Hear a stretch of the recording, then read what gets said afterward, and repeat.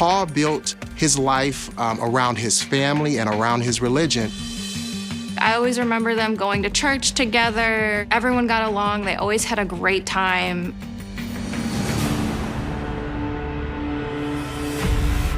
I'll be the ambulance for now.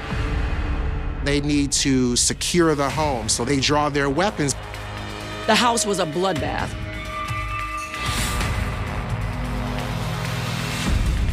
She couldn't see who the attackers were, that they were wearing masks.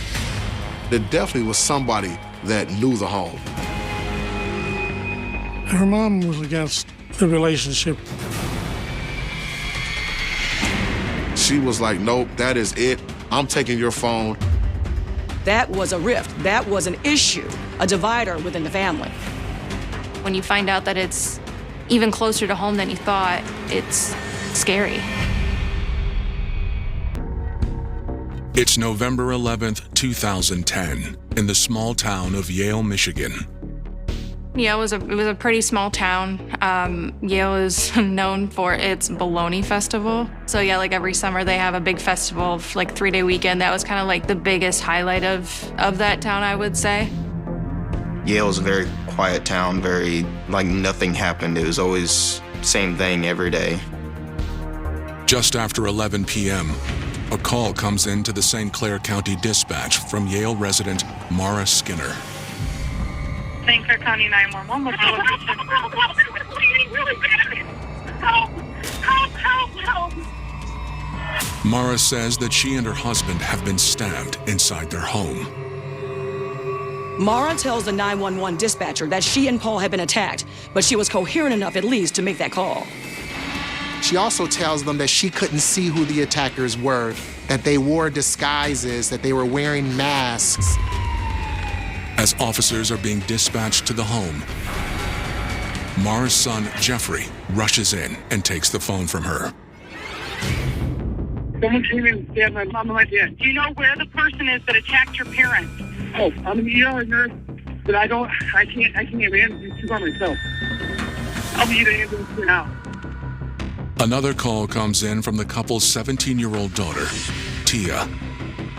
She was broken down, so she couldn't even hardly speak to the dispatcher. She's crying so profusely, it's hard to get what she's saying.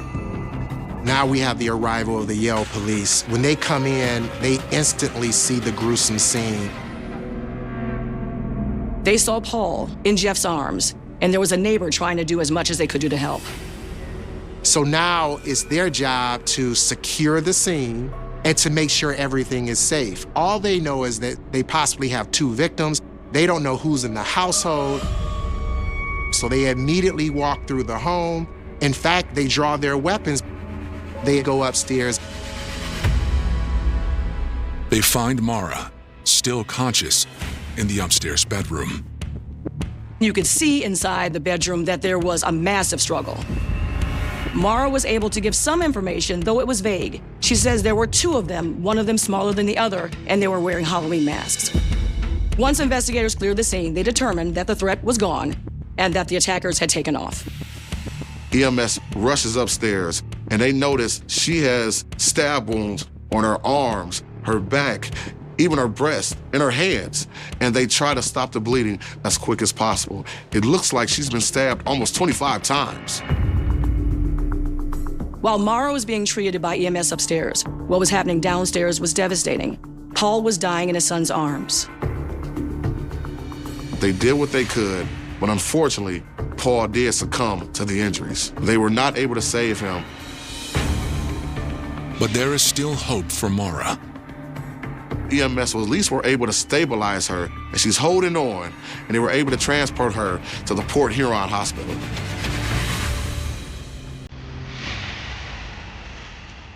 Paul Skinner was born in December 1962 in Highland Park, Michigan. At that time, Highland Park is a suburb of the city of Detroit, but a high industrial area. Ultimately, his family moves to Yale. That's where he meets Mara. And from the beginning, it was sparks. They both were believers, people of faith. In 1986, they marry one another. Paul built his life around his family and around his religion, and Mara embraced that. Paul and Mara have 4 beautiful children, 2 biological and 2 are adopted. They had Madeline, Aaron, Jeffrey, and the youngest, Tia. Every time I would attend the Church of Believers, the Skinner family was always there. They were always involved. Every Sunday, every Wednesday that I showed up, they were there. Wednesday was youth group night, and they were heavily involved. Paul was an incredible human being. He was a really hard worker. Everyone in the community loved him. He was a faithful church member, and he went to work and worked hard every single day as Sterling Contractors in Shelby Township. Mara held down the fort at home and at work, where she was a teacher at a local school. Mara was a very great teacher. She was very helpful. She went out of her way to help every student she could. I mean, she knew every kid in town, so she was always provided snacks. She was always very homely, very inviting, very accepting of everyone. Tia got along with her parents pretty well, like any normal teenage girl would. And I know it's not going to be perfect. There's always going to be, teenage hormones. Everyone's fighting. But, they still had a pretty close-knit family. It was always nice seeing, their family together because everyone got along. They always had a great time. Me and Tia were in the band together. She was always right in front of me because she played the trombone, and as I was in percussion. Tia was very active at school in extracurricular activities. She knew where she wanted to go. Ultimately, she ended up with a full scholarship to Western Michigan University, and that's not an easy thing to accomplish. In November 2010, Tia was the last of the Skinner children still living at home. That weekend, they were all coming back here because one of the daughters was having an engagement party. And so Tia's biological brother was a trauma nurse up in Grand Rapids. He was coming back for the event. But by Thursday night, what should have been a weekend of celebration had taken a heartbreaking turn. The mother was removed from upstairs, taken to the hospital. She was stabbed about 25 times, and the father was also stabbed about the same number of times, but they obviously hit a major artery, and he bled out. So even though the Yale police are the first to the scene, ultimately the Michigan State Police arrive at the scene. They have a lot more specialties and more experience in dealing with these type of things. The Skinner's son, Jeff, explains that he sent his sister, Tia, to the neighbor's house. All they know now is there were 2 attackers and that they were wearing masks. So the first people they're gonna speak to are the witnesses there on the scene. You have Jeff there and you have Tia, along with the 2 neighbors. But before they could do that, investigators surveyed the crime scene. It was like a horror movie. There was blood everywhere. Blood on the floors, on the walls, on the stairs, on the staircase. And they actually found 2 bloody knives, a hunting knife at the top of the stairs, and a large kitchen knife at the bottom of the stairs. In Tia's bedroom on the first floor, they find more. There were some knives laying on the bed in her bedroom, not knives that were used in the assault. So there's evidence that they can collect at home, but they still don't know who could have possibly attacked the Skinners. Their mind is also thinking, who could have done this? What was the possible motive?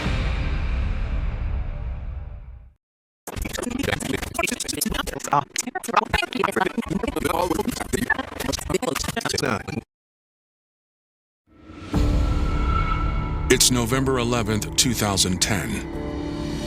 Police in Yale, Michigan are at the scene of a stabbing that claimed the life of father of 4, Paul Skinner. His wife, Mara, has been rushed to a local hospital. These are life-saving measures as of this point. She's been stabbed multiple times. Her life is in jeopardy. Paul has already passed. They try to stabilize her first, and then they ultimately realize they have to do life-saving surgery on her. It appears the assailants dropped 2 knives used in the attack as they fled. In Tia Skinner's main floor bedroom, they find more knives that don't appear to have been used. But that's not all they find. They realized that the window had been open and the screen had been cut. The window was the entry point for the intruders. First thing that comes to mind is that this was a robbery, possibly a robbery gone wrong. Tia's bedroom was located on the first floor. And if this was a robbery, they're asking themselves, well, there's a lot of valuables there on the first floor they could have grabbed. They didn't touch anything on the first floor, which was very strange. It appeared to them that the attackers went immediately to the second floor where Paul and Mara's bedroom was located. So now police start to question, was it a targeted hit? They wanted to question Jeffrey and Tia and the neighbors separately to gather more information. They start with Jeff. He tells them he'd arrived in town not long before the attack took place.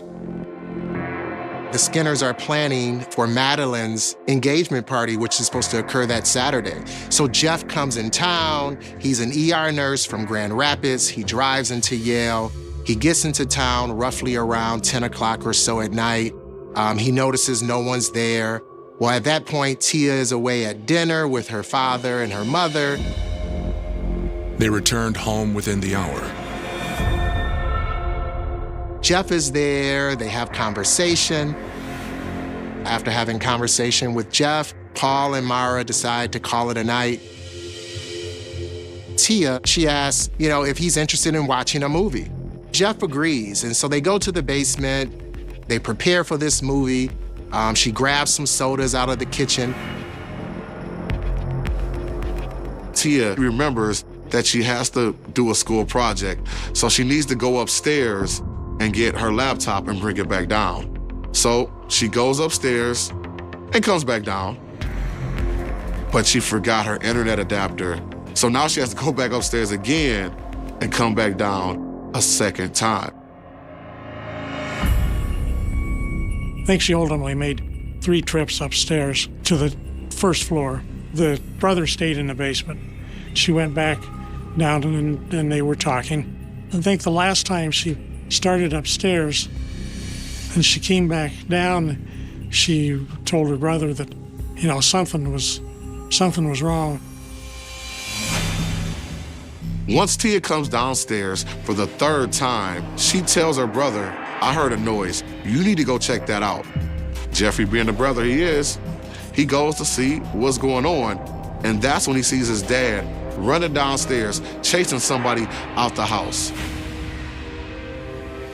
He can also see a blood trail, and it was obvious that his father had been attacked.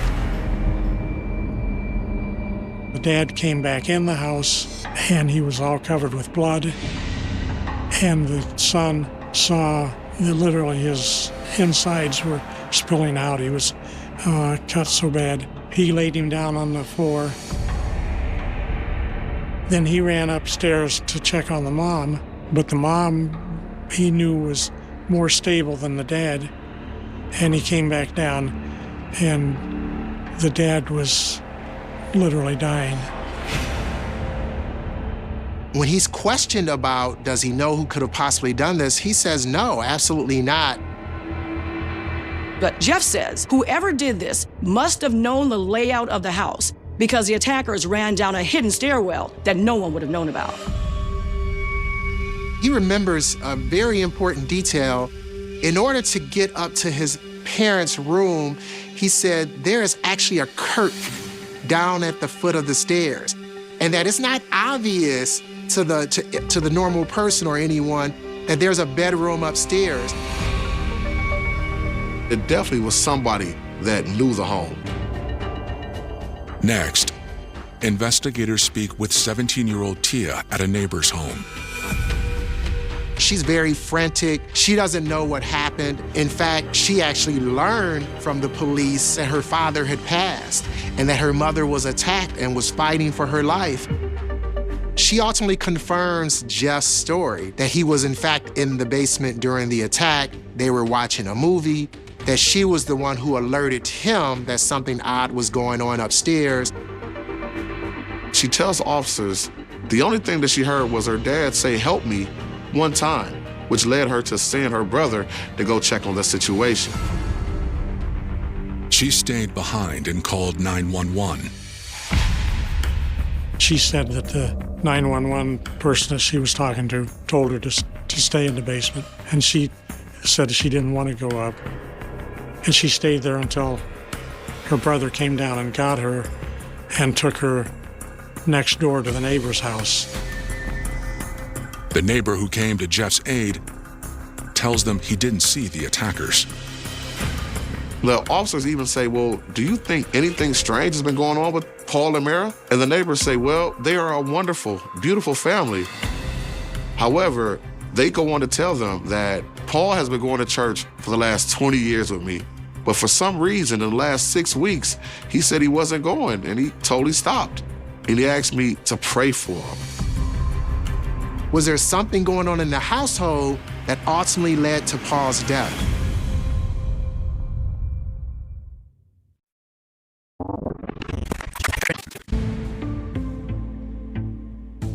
Investigators in small-town Michigan questioned neighbors following a violent attack inside the Skinner home that claimed the life of Paul Skinner. Police did interview the neighbors who were helping on the scene, and what they shared with them was a bit alarming, that Paul had lost some weight, seemed a bit depressed, and had left the church. It was unusual because he'd been a devoted member for more than 20 years. And so something was going on in Paul's life to cause him to lose weight, to be somewhat depressed. And so police are now starting to dig. Investigators head to the Port Huron Hospital, where they speak with Mara before she undergoes surgery. I mean, she was seriously injured, but obviously it ended up not being fatal because they had not struck any major organs. They don't have a whole lot of time because she still has to go into surgery, and she's still very weak.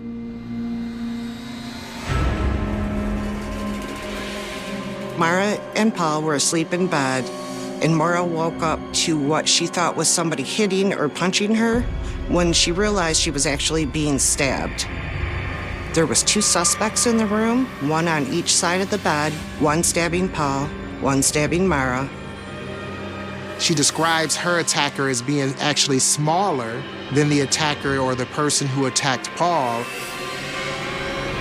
She says they run and that Paul chases after them. But unfortunately, she's not able to tell them who these folks are. Mara tells them the only tension in the house had been her and Paul butting heads with Tia over her boyfriend, 18-year-old Jonathan Kurtz. She says she knew a little bit about Jonathan because she was a teacher. Jonathan had a bad reputation. He was known as the bad boy. And so that's why she didn't want Tia to have anything to do with Jonathan. She says that 2 weeks prior, she told Tia, "You are forbidden from seeing Jonathan ever again." But just yesterday, she checked Tia's phone and realized her daughter was not honoring her wishes. Mara noticed that she had one more text message from Jonathan that says, "I miss you. I really want to see you." At this point, it was over. She was like, "Nope, that is it. I'm taking your phone." And she had taken away Tia's phone. Tia was very upset. She was very hurt. She was angry. That was an issue, a divider within the family. Investigators head back to the station, where they find a young woman and her mother waiting for them. She tells them she is Tia's friend. She says that Tia actually met her troublemaker boyfriend at youth group. Jonathan Kurtz was actually introduced to the church by James Preston. James was the total opposite of Jonathan. This guy was a really good dude, and he felt like he could probably help Jonathan change his. So he brought him into the church, let him join the youth group, and thought that might really help get Jonathan on the right track. He got involved at church with this youth group. So he was obviously making an effort to do something differently. And maybe he was looking for someone who could help him turn his life around. And so ultimately, that was Tia Skinner.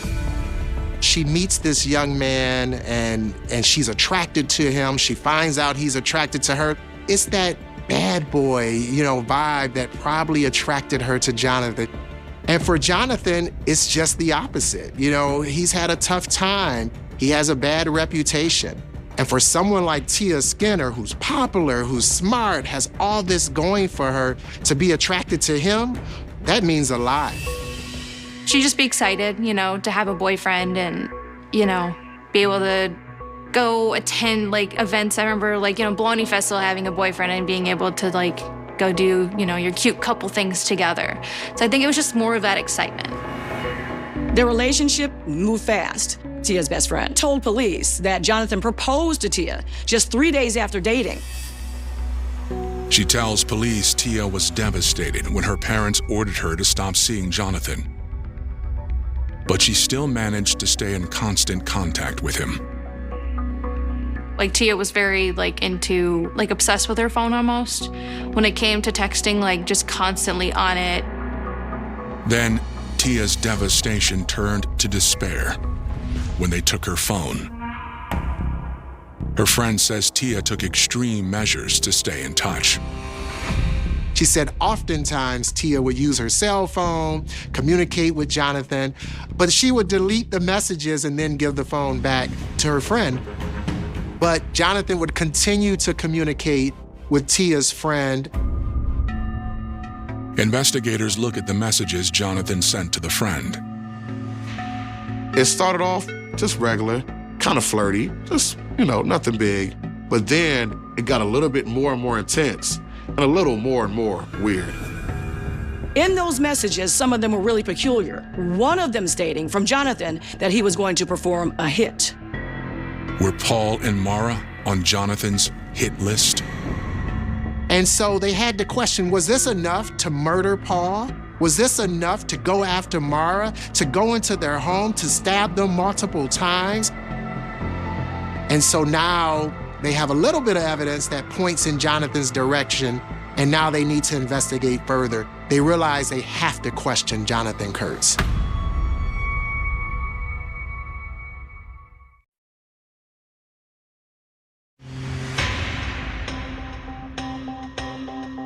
As suspicion around 18-year-old Jonathan Kurtz mounts, Michigan State Police are ready to question him in the stabbing death of his girlfriend's father, Paul Skinner.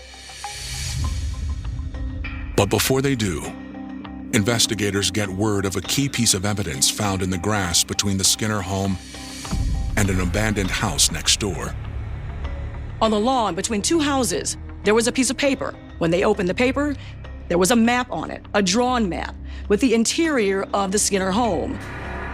It showed the layout of the house, then it showed the outside of the house, how you got up to the window into Tia's room from the neighboring, it was like a vacant house. And what was very interesting about it is that part of the map had my house and my bedroom marked on it. So they knew whoever committed the crime must have lived at that house. So now it's time to talk to Tia again, and now to talk to her in a formal way at the police station. She sticks with her story. I had nothing to do with this. I don't know who could have possibly done this. I don't know why they could have possibly done this, but they confront her with the map. She breaks down and admits that, yes, I did draw this. It was me. However, I didn't set up the situation. My boyfriend Jonathan did. He wanted to fake a home invasion and kill my parents so that we could be together forever. Tia gave even more information, that it wasn't just Jonathan Kurtz, it was his friend, James Preston, as well. Alarmed by Tia's claims, investigators move fast to bring Jonathan and James into custody. Once the officers get to James Preston's house, the mother tells them they weren't here. They are both at a friend's house together. So now the officers were able to locate Jonathan Kurtz and James Preston, and they bring them in. Now, you're dealing with an investigation that's happening very quickly. It's just Friday, November 12th, so they're still within 12 hours. Ultimately, when they sit down with James Preston, it's early that afternoon, around 1:15 p.m. He says Jonathan is upset that Tia has been forbidden from seeing Jonathan. He's crazy about Tia. He's angry. He's upset. He wants payback. And he's very clear that Jonathan indicates to him that he wanted the Skinners dead. When asked further about did he say kill the Skinners, he said yes, he wanted to kill the Skinners. And so that's when the planning begins. And that's when Jonathan recruits James to participate. James says initially he's reluctant. And he kind of was saying that I never wanted to do this. I knew it was wrong, but Jonathan kind of forced me to do this. He even said that if I didn't do it, he'd kill me. Out of fear for his own life, 18-year-old James agreed to help. They have a Wednesday night church youth group meeting, and Jonathan Kurtz and Preston and Tia were all at that meeting. And they apparently met privately a time or two during the meeting, not part of the rest of the group, where they were talking about what was going to happen. Tia has a map. He says that she gave James a map and she gave Jonathan a map. The next night, James said he and Jonathan went to the Skinner home after dark. When they're outside the home, they can see Jeff is inside. They notice that Jeff is in the kitchen area. He's inside, he's in the living room, he's walking around. But they have this conversation with Tia outside of her window, outside her bedroom, and she tells him, hey, wait till I get Jeff into the basement. Jeff had already indicated Tia had gone upstairs 3-4 times to secure a charger, to secure an adapter. Well, in fact, she was going to her bedroom where she was having conversations with Jonathan and with James about the timing of their entry into the home. They had spoken to Tia when she was in her bedroom, and she had told them she'd give them a signal, and the signal apparently was going to be when the basement light came on, then it would be clear for them to come in the house. When the light came on, they entered through Tia's bedroom window and beelined upstairs to Paul and Mara's bedroom.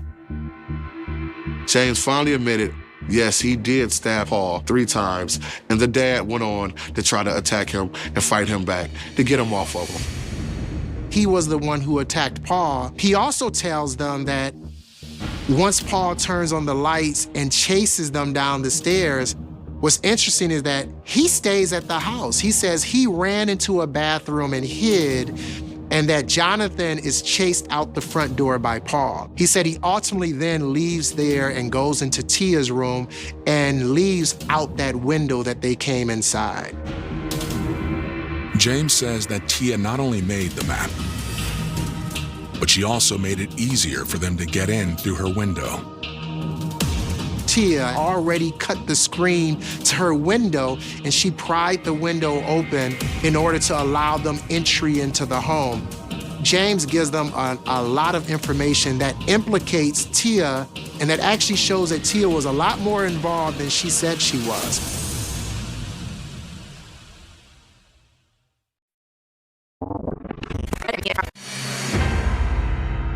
After hearing from murder suspect James Preston, investigators believe Tia Skinner played more of a role in the attack on her parents than she is letting on. Even so, both James and Tia point the finger at Tia's boyfriend, Jonathan Kurtz. Jonathan Kurtz was the mastermind of all of this, that he led all of this, that he was the one who wanted revenge. He was the one who wanted payback. But when investigators speak with Jonathan, he throws the blame back on Tia. What Jonathan says is, hey, yes, I participated, but this wasn't my plan. I wasn't the mastermind. In fact, Tia was the mastermind. This was her idea. It was her plan to kill her parents, and she orchestrated everything. He tells them that Tia is very upset about having her phone taken away. She is very upset about being told not to see Jonathan. Tia even offered money, $1,000, to get them to participate. And that wasn't $1,000 each, that was $500 each, $1,000 to split. She was going to leave knives for them on the bed. Tia was the one that left the knives on the bed. Tia was the one that gave us the map. Tia was the one that cut a hole into the screen for us to get inside. So no, it was not me, it was all her. It was supposed to happen on that Friday, November 12th, but Paul returned on that Thursday. Tia said, we have to go now. Her dad normally was gone until Friday at 5 p.m., but no, he was here, so it's time to go ahead and do it. Jonathan even says that I actually asked Tia probably about 100 times, are you sure we should do this? And Tia was like, yes, I want it done. I want it done. So he went on and did the job. He tells investigators they didn't use the knives Tia left for them, but brought their own. The money was supposed to be on the bed after they were done, and of course it wasn't. Tia's motive was clear. She was angry and she was upset. Her parents had forbidden her from seeing Jonathan, had taken away her phone. She was hurt. She wanted payback. She wanted revenge. It was just that simple.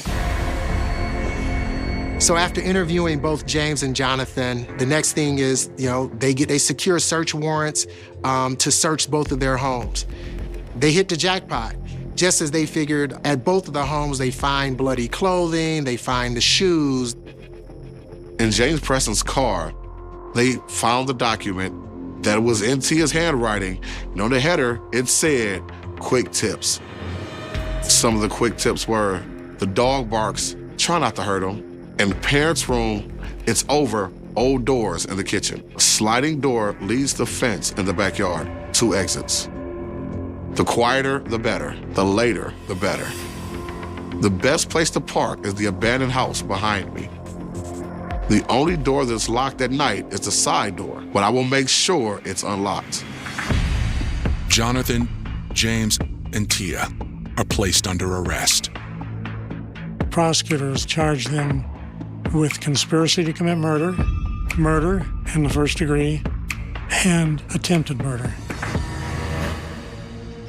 When I found out that Tia was involved, it was like a disbelief. I think it was only a couple hours prior that I had sent her that message asking if she was okay. I felt stupid when I realized, why did I text her?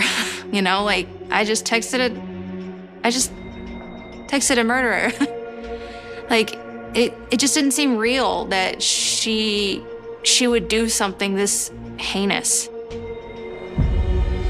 Thought it was just a random robbery gone bad or something, but when you find out that it's even closer to home than you thought, it's scary.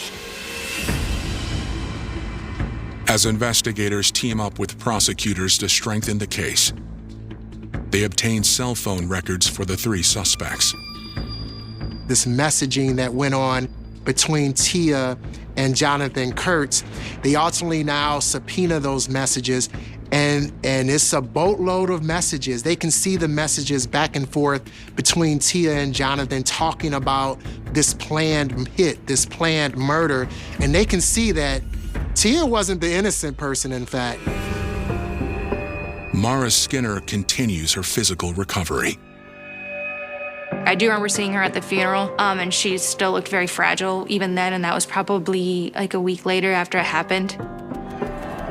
I think she appreciated how the town came together and attended his funeral a lot. That funeral room was packed. Ultimately, she has a miraculous recovery, which for the prosecution and police is good news, because now you have prime witness number 1, someone who can testify about exactly what happened in that bedroom. The case against Tia, Jonathan, and James looks like a slam dunk to everyone but Tia. So while Tia is at the St. Clair County Jail, she ultimately ends up in a cell with a cellmate. She tells the cellmate that, hey, yeah, I did this. I'm kind of, sorry for what I did, but, I'll probably only get 10 years. Tia pretty much talked to her that by her having a good record and no really prior situations, she probably wouldn't even be in prison that long. She obviously doesn't understand first-degree murder comes with a mandatory life in prison sentence.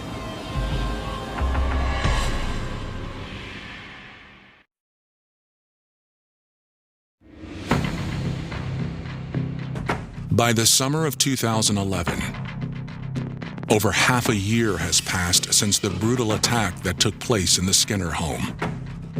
And the time has come for the 3 alleged co-conspirators to face the justice system. They were tried separately, I believe, because of potential conflicts if they'd have tried them all at once. So it would have been extremely difficult to try them all together constitutionally. Jonathan's trial takes place in June. His defense attorney argues that, Jonathan was in fact manipulated, that he was suffering from depression, that Tia was the one who manipulated him into participating. Though that's not a reason to commit murder, maybe they were hoping to win over sympathy from the jury and maybe not find him guilty of first-degree murder, maybe only second-degree murder or manslaughter. So Jonathan is ultimately found guilty of first-degree murder, premeditated murder, and conspiracy to commit murder, as well as attempted murder. James Preston's trial is the second trial. This occurs in July of 2011, just 1 month after Jonathan. And once again, now the prosecution has to be feeling pretty good, right?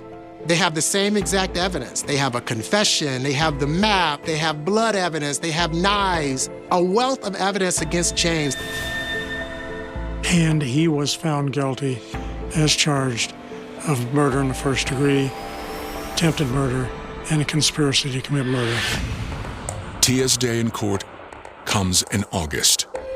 And you have to think that for the family and for the community, this is probably the most important trial. And so that's why in the courtroom, the entire family attends. You have Jeff in the courtroom, you have uncles in the courtroom, you have Mara in the courtroom. They're all there for the trial. Mara isn't just a spectator. She is a witness.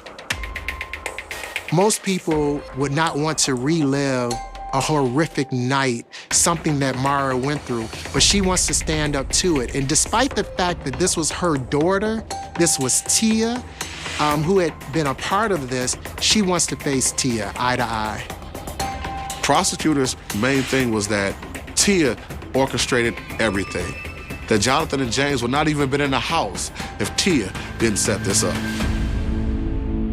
In an attempt to get a lesser conviction, her defense tries to explain her unthinkable actions. They talked about her having a lack of attachment that could have gone back to when she was living with her dad, her biological father, and then shuffled off to the grandmother, and then shuffled off to the Skinners. That she lacked attachment to that family. Now, there'd never really been much indication of that during the course of her growing up, and the judge didn't really accept that. It took the jury 45 minutes to return a guilty verdict in Tia Skinner's case. In September 2011, a St. Clair County judge hands down sentences for all 3 co-conspirators. The judge did not sentence any of them till after all of them were tried. And then they were all sentenced on the same day. James, Tia, and Jonathan were all sentenced with life in prison without the possibility of parole. I was happy with the sentencing. She didn't wield the knife, but she might as well have. She took away a lot just over something so small. Nobody deserved that. I was extremely brokenhearted. I was depressed. The city always looked different after midnight. During the day, Los Angeles wore sunshine like armor. Endless freeways shimmered beneath the California heat. Palm trees swayed lazily above neighborhoods where children rode bicycles, retirees watered their gardens, and families believed that locking the front door before bed was enough to keep the world outside. It was a city built on possibility, where every sunrise promised another chance to become someone new. But when darkness settled over Southern California in the summer of 1985, that promise disappeared. Streetlights painted long shadows across quiet sidewalks. Bedroom windows glowed softly before one by one surrendering to darkness. Air conditioners hummed against the warm night. Dogs barked for reasons no one could explain. Somewhere in the distance, a train rolled through the city, its lonely horn disappearing into the night sky. Most people slept peacefully. Someone else was awake. He wasn't searching for revenge. He wasn't hunting someone who had wronged him. He wasn't following a carefully prepared list of names. He was simply looking for an unlocked door. That single fact would become one of the most terrifying realities California had ever faced. There was no pattern that could comfort investigators. No neighborhood was truly safe. No age offered protection. Wealth didn't matter. Poverty didn't matter. Married couples, elderly widows, young professionals, children asleep in their bedrooms, none of them fit a predictable profile because there wasn't one. The only thing they shared was the terrible coincidence of being home on the wrong night. Long before the newspapers gave him a name, fear had already begun spreading through Los Angeles like an invisible fog. It drifted from one neighborhood to another with every new morning headline. Families stopped leaving windows open at night, even during the suffocating summer heat. Hardware stores struggled to keep deadbolts and window locks on their shelves. Gun sales climbed. Neighborhood watch groups appeared almost overnight. Porch lights remained on until dawn. People stopped sleeping the way they used to. Every unfamiliar sound became a reason to sit upright in bed. Every creaking floorboard became a warning. Every barking dog felt like a message that something, or someone, was moving outside. The fear wasn't born from what people knew. It came from what they didn't. Because no one could answer the question everyone kept asking. Who would be next? Some killers leave behind a signature that detectives learn to recognize. They choose victims with similar appearances. They use the same weapon. They follow familiar routines. Investigators slowly assemble pieces of a puzzle until a picture begins to emerge. This case refused to become a puzzle. It became chaos. One crime scene suggested a robbery gone wrong. Another looked like an intensely personal attack. One victim survived. Another didn't. Sometimes a handgun was used. Sometimes a knife. Sometimes a blunt object. Sometimes the violence seemed almost random, as if the weapon had simply been whatever happened to be available at that moment. Experienced detectives, men who had spent decades studying homicide, found themselves staring at reports that contradicted each other at every turn. Nothing fit. Nothing made sense.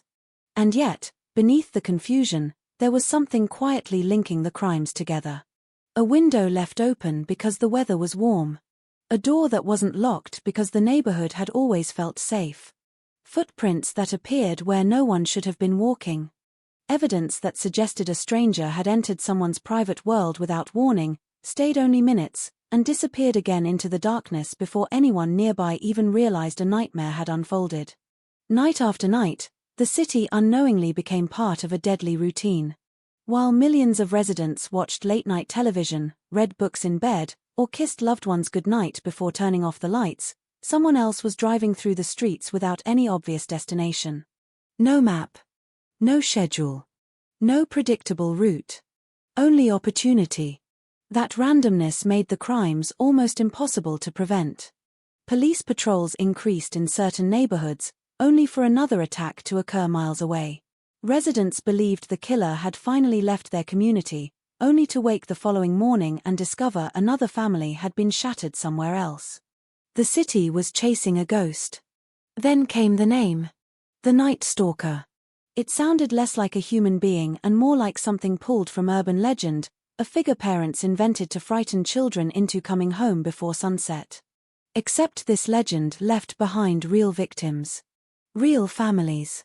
Real empty chairs at dinner tables. The nickname spread faster than investigators could gather evidence. Television anchors repeated it every evening. Newspaper headlines printed it in bold black letters large enough to catch attention from across the room. Radio hosts discussed the latest developments during morning commutes. Soon, the name itself became enough to silence conversations. People knew exactly who it referred to. Or rather, they knew the fear. Because nobody actually knew the man. Some witnesses described dark hair. Others remembered only frightened fragments. A face disappearing into darkness. Eyes that lingered for only a second. A silhouette moving through a hallway. Footsteps fading into the night. Memory became unreliable when terror arrived without warning. Every surviving witness carried pieces of the truth. None of them carried the whole picture. For investigators, time was becoming the greatest enemy. Every passing day meant another family would close their curtains before sunset. Another neighborhood would organize emergency meetings. Another front page would announce another attack. Pressure mounted from every direction. Television cameras waited outside police headquarters. Citizens demanded answers. Officials wanted arrests. Detectives wanted sleep. None of them received what they wanted. Instead, the city continued waiting. Waiting for another phone call. Waiting for another crime scene. Waiting for another sunrise that would reveal another terrible secret hidden behind the walls of an ordinary home. There is something uniquely unsettling about violence that enters through the front door of everyday life. People expect danger in unfamiliar places. Dark alleys. Abandoned buildings. Lonely highways. They don't expect it beside family photographs hanging in a hallway. They don't expect it in bedrooms filled with wedding pictures, children's drawings, favorite books resting on bedside tables, or half-finished cups of water left beside lamps that would never be switched on again that night. Homes are supposed to separate the world into two simple halves. Outside is uncertainty. Inside is safety. The Night Stalker erased that line. He transformed ordinary houses into places people no longer trusted. Parents began checking every lock twice before bedtime. Then 3 times. Some kept baseball bats beside their beds. Others slept with lights on. Many simply stayed awake, listening to the silence, convinced that if they remained alert long enough, they could somehow stop the nightmare from choosing their address. But fear has a cruel way of exhausting people. Eventually, every tired parent falls asleep. Every porch light eventually burns unnoticed. Every neighborhood returns, however briefly, to the illusion that tonight will be different. And somewhere in that darkness, someone is always watching. The man behind these crimes did not become infamous because he was invisible. He became infamous because he blended into the ordinary. He drove through the same streets as everyone else. Walked past the same storefronts. Stopped at the same traffic lights. Past strangers who would later watch his face on television and wonder how they hadn't recognized evil standing only a few feet away. That is one of the most disturbing truths about this case. Monsters rarely announce themselves. They stand in line. They wait for the light to turn green. They disappear into crowds. For more than a year, California searched for someone whose face remained unknown but whose presence could be felt everywhere after sunset. Every new attack deepened the mystery. Every survivor added another fragment. Every detective believed the next clue might finally reveal the man responsible. None of them knew that the investigation would eventually become one of the largest manhunts in modern California history, bringing together forensic science, relentless detective work, relentless media coverage, and ultimately an entire community that refused to let fear have the final word. Before the fingerprints. Before the newspaper photograph. Before the arrest that would make international headlines. There was only the night. And somewhere within that darkness, an ordinary city was about to discover that its greatest threat was not hiding in the shadows. It was walking among them. In the middle of the 1980s, Los Angeles was a city built on contradictions. It sold sunshine to the world, yet beneath its endless blue skies lived millions of strangers whose lives rarely intersected. Every morning, freeways filled with commuters chasing opportunity. Movie studios promised dreams. Beaches welcomed tourists. The hills overlooking the city shimmered beneath the afternoon heat, giving California an appearance of permanence and peace. But every city has two identities. One belongs to daylight. The other belongs to the hours after everyone believes the day is over. As evening settled across Southern California, neighborhoods gradually changed their rhythm. Lawn mowers fell silent. Garage doors rolled shut. Porch lights flickered to life one by one, creating small islands of warm yellow against streets that slowly disappeared into darkness. Families gathered around dinner tables. Children argued over television channels before being sent to bed. Elderly couples finished crossword puzzles in quiet living rooms they had occupied for decades. Nothing about those evenings suggested history was quietly approaching. People often imagine that extraordinary crimes occur in extraordinary places. They picture abandoned warehouses, isolated forests, forgotten highways stretching endlessly through empty landscapes. The truth is often far more unsettling. History has a habit of arriving on the most ordinary streets imaginable. The neighborhoods that would eventually become forever linked to the Night Stalker were not places where residents expected to become part of a criminal investigation. They were communities filled with routines so familiar that most people could predict exactly what their neighbors would be doing at any given hour. Someone always walked a dog before sunset. Someone watered flowers just before dinner. A retired man swept his driveway every morning without fail. Children left bicycles scattered across front lawns, trusting they would still be there tomorrow. Trust was woven into everyday life. Windows remained open to invite cool evening air inside. Back doors were occasionally left unlocked while someone made a quick trip to the corner store. Neighbors borrowed garden tools without asking twice because everyone knew everyone. Or at least, they believed they did. California in 1984 was growing rapidly. Millions of people had arrived from other states chasing careers, warmer weather, or simply a fresh beginning. Los Angeles County itself had become one of the most densely populated regions in America, an enormous network of cities connected by highways rather than by familiarity. That size created both opportunity and anonymity. A person could disappear into the flow of traffic without anyone remembering their face. Apartment complexes housed hundreds of tenants who barely exchanged greetings. Motels welcomed travelers who stayed only one night before moving on. To most residents, anonymity represented freedom. To investigators, it would soon become one of their greatest challenges. Law enforcement agencies throughout Southern California were accustomed to investigating violent crime. Robberies occurred. Domestic disputes sometimes ended in tragedy. Gang violence affected certain neighborhoods. Detectives understood these patterns because patterns created expectations. If a robbery turned deadly, investigators followed financial motives. If violence erupted within a family, detectives began with relationships. If organized crime became involved, intelligence units already possessed names and histories to examine. Criminal behavior, while terrible, often followed recognizable paths. The crimes that were about to unfold would reject nearly every expectation experienced investigators relied upon. Across the city, no one noticed the early signs because there was nothing obvious to notice. There were no public threats. No letters sent to newspapers. No warnings delivered to police. No dramatic declarations announcing that fear was coming. Life simply continued. On weekends, families filled shopping centers. Restaurants remained crowded long after sunset. Teenagers gathered at arcades while music spilled from passing cars. Couples walked beneath neon lights along busy streets, discussing work, school, and vacation plans. The future still felt predictable. For thousands of families, security wasn't measured by expensive alarm systems or surveillance cameras. Those technologies remained uncommon in ordinary homes. Instead, security depended upon habit. Lock the front door. Close the curtains. Turn off the lights.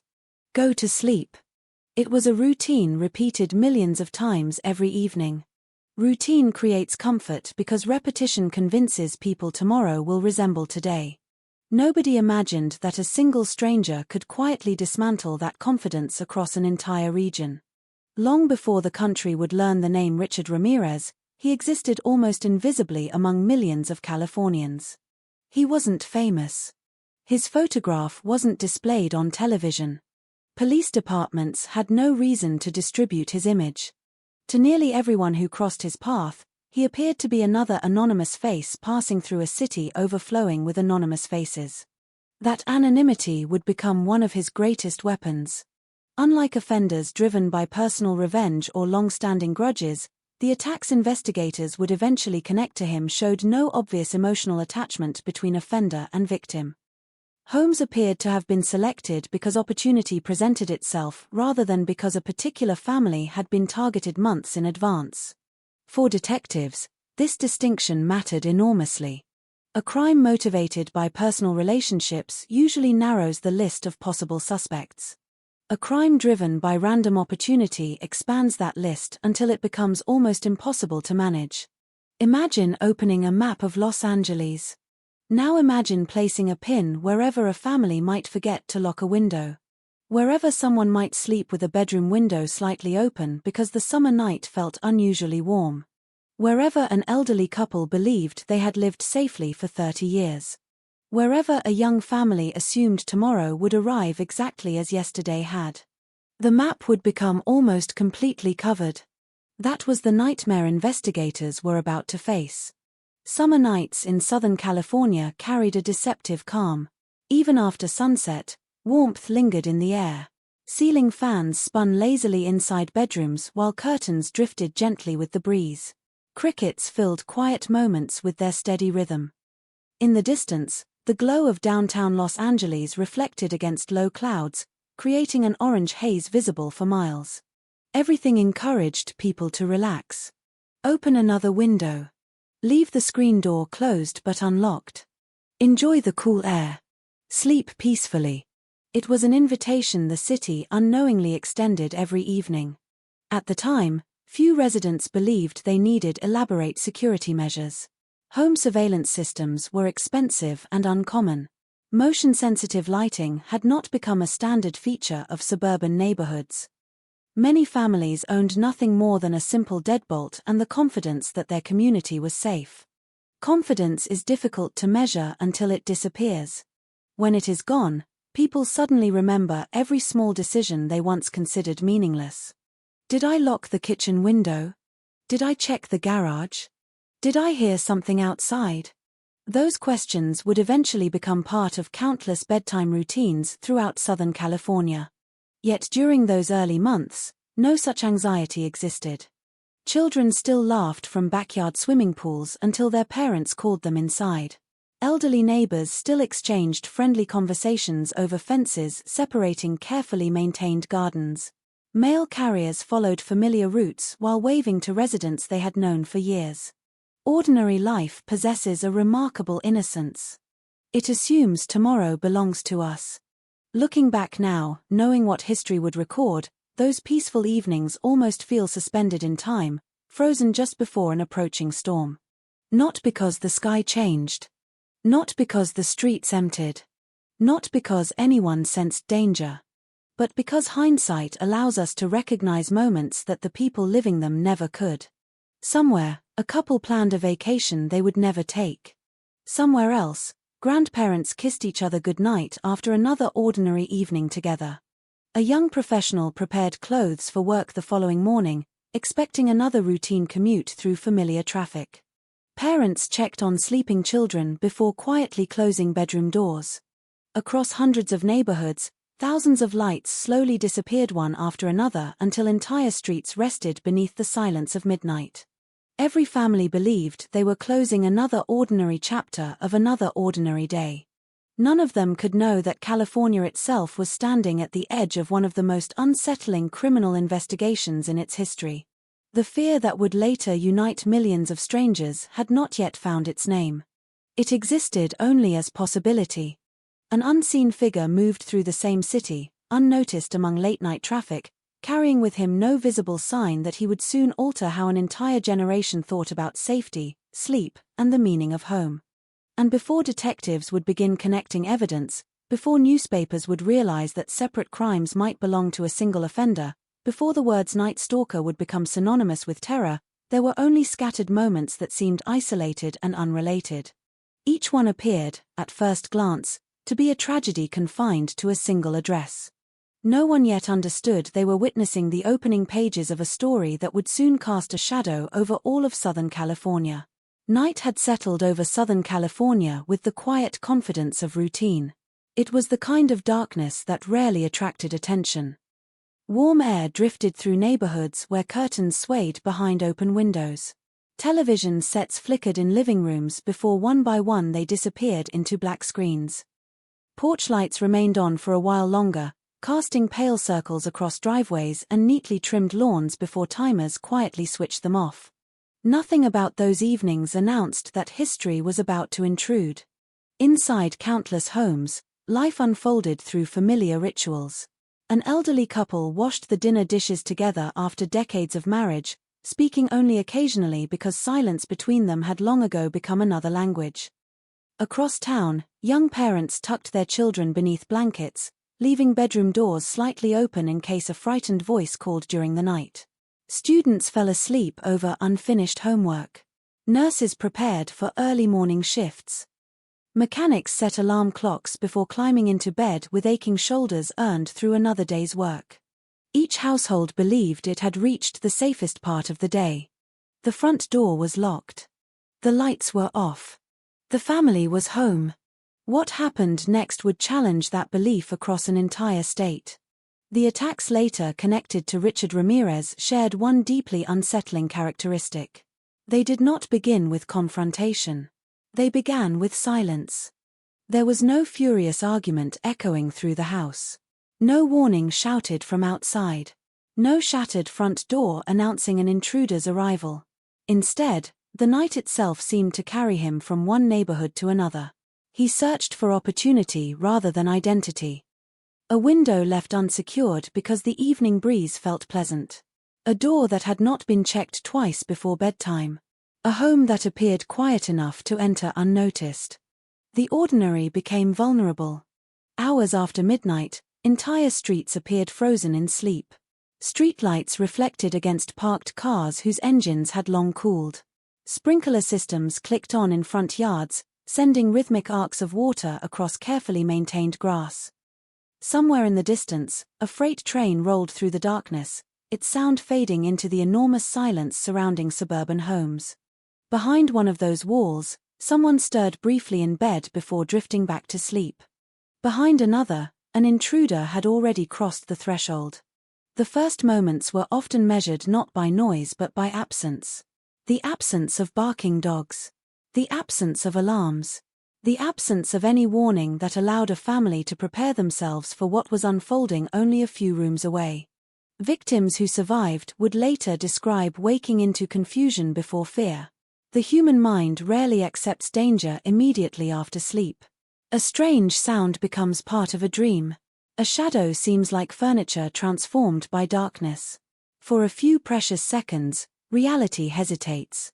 Then recognition arrives. Someone is inside the house. Those seconds mattered. They represented the fragile distance between ordinary life and irreversible tragedy. The investigation would eventually reveal that there was no single script repeated from house to house. That uncertainty became one of the defining features of the case. Different homes, different victims, different methods of violence. Sometimes property was stolen. Sometimes sexual violence accompanied the attack. Sometimes the assault escalated with shocking speed. In other cases, survivors lived to provide investigators with fragmented but invaluable memories. The randomness created an atmosphere unlike almost any previous serial investigation in California. People searched desperately for a rule. Do not answer the door after midnight. Travel in pairs.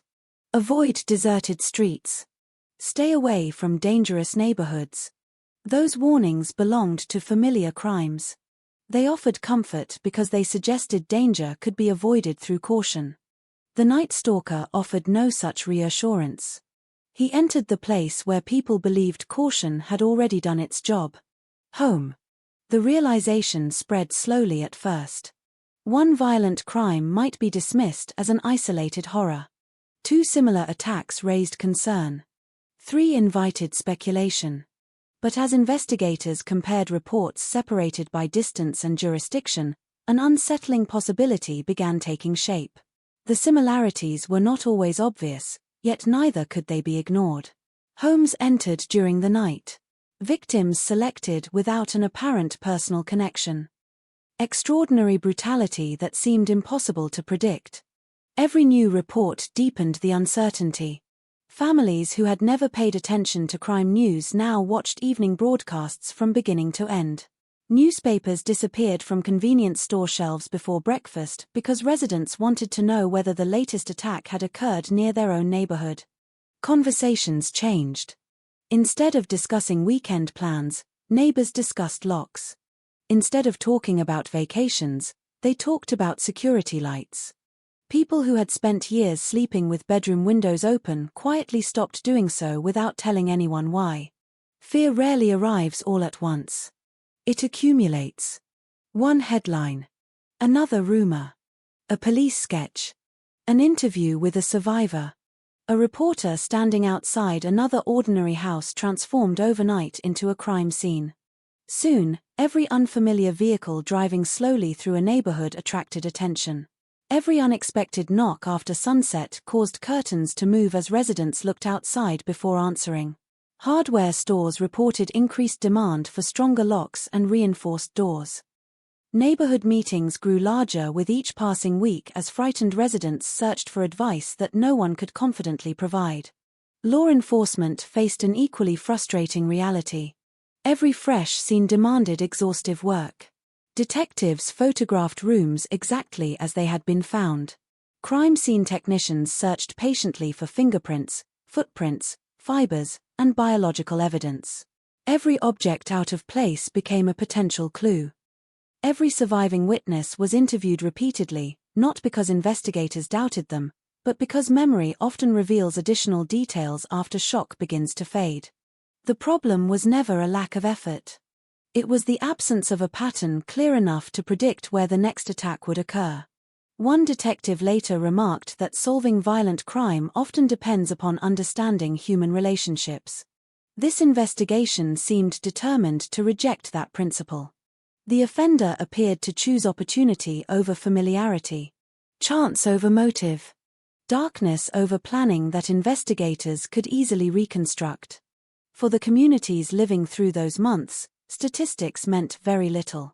Numbers could not explain why one family suffered while another, living only blocks away, slept peacefully through the same night.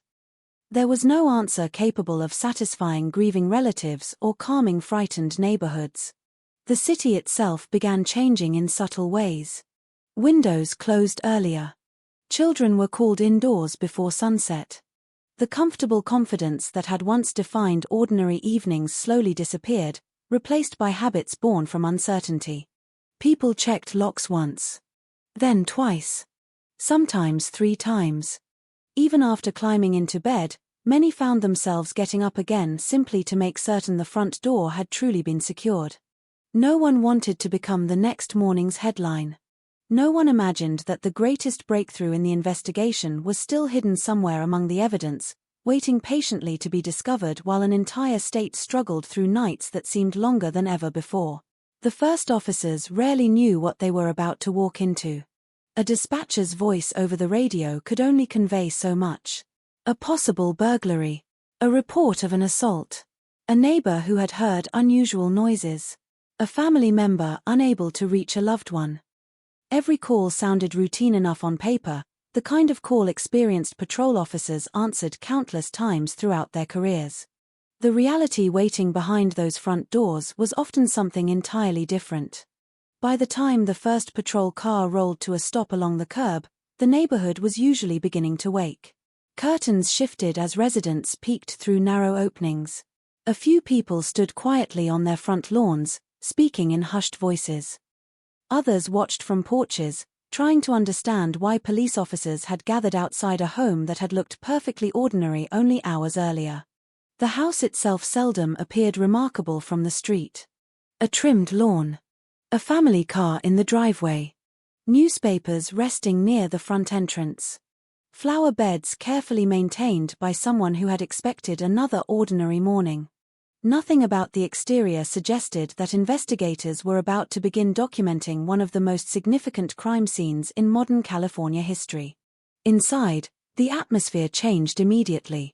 Experienced officers often spoke of a moment that arrived before they consciously recognized it. It was not something they could see. It was something they felt. The ordinary rhythm of a home had been interrupted. Chairs remained where they had been left the previous evening. A coffee mug still sat on a kitchen counter. A hallway light that normally would have been switched off before bedtime remained illuminated. Small details, insignificant on their own, combined to create a profound sense that something had gone terribly wrong. The first responsibility belonged to the living. If anyone had survived, medical personnel were called in as quickly as circumstances allowed. Every passing minute mattered. Detectives would have questions later.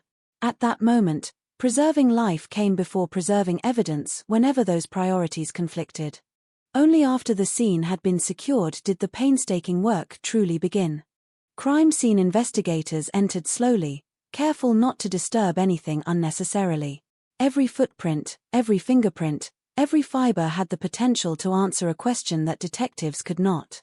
Photography came first. Entire rooms were documented exactly as they appeared upon arrival. Wide-angle photographs established the overall layout of the home before closer images recorded individual objects, entry points, and items that appeared out of place. The purpose was simple. Once a scene changed, even for legitimate investigative reasons, it could never be returned to its original condition. The camera preserved what memory never could. Investigators moved methodically from room to room. Doors, windows, locks, light switches, telephone receivers, drawers, cabinets. Every surface represented a possible source of information. At first, many of the scenes appeared frustratingly ordinary. Homes naturally contain thousands of fingerprints, hairs, fibers, and objects handled by family members and invited guests. Separating meaningful evidence from everyday life demanded patience rather than instinct. The challenge became even greater because the attacks occurred in different jurisdictions.